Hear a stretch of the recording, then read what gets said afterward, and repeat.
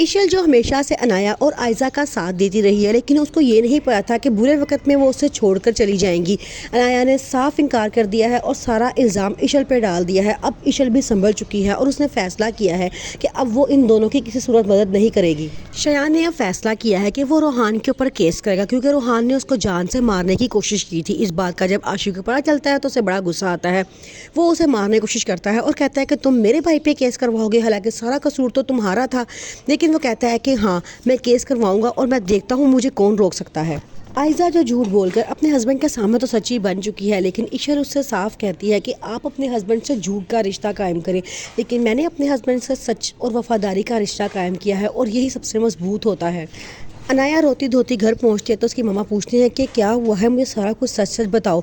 तो वो कहती है कि आपकी बड़ी बेटी की वजह से आपकी छोटी बेटी का घर बर्बाद हो चुका है। रोहान को सब कुछ सच पता चल चुका है मेरे निकाह के बारे में। शयान हमारे घर आया था और सारी बातें बता के गया है। अब उसकी मम्मा बहुत परेशान है और वो कहती हैं कि मुझे कुछ ना कुछ तो करना पड़ेगा। रोहान पे तो जैसे क़यामत ही टूट पड़ी है। एक तरफ बाप के इस दुनिया से जाने का दुख और दूसरी तरफ बीवी की बेवफाई का दुख। वो कहता है कि मुझे बताओ मैं क्या करूं, मेरा क्या कसूर था जो मुझे इतना बड़ा धोखा मिला है। अब अंबर भी शावीर का साथ देती है और ईमान से कहती है कि तुम अपने बच्चे की खातिर अब एक दूसरे को माफ करके फिर से एक हो जाओ। जबकि दूसरी तरफ महक अब आर्यान से कहती है कि तुम्हें औलाद की जरूरत है, तुम ऐसा करो दूसरी शादी कर लो।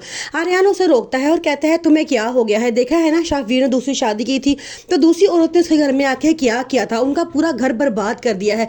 क्या तुम भी यही चाहती हो कि मैं कोई और औरत घर लेकर आऊं और वो भी हमारे हंसते बसते घर को बर्बाद कर दे?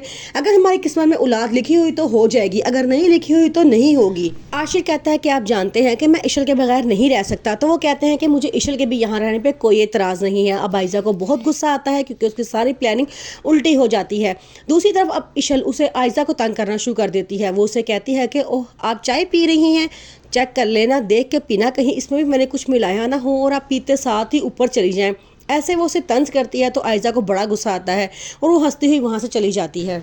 जबकि दूसरी तरफ अब अनाया भी बहुत खौफजदा है और क्योंकि वो रोहान के साथ एक बहुत अच्छी ज़िंदगी गुजार रही है, बड़ी मुश्किल से उसने रोहान के साथ एडजस्ट किया है और वो ये बात भी जानती है कि रोहान उसे बहुत पसंद करता है, उसके बगैर नहीं रह सकता।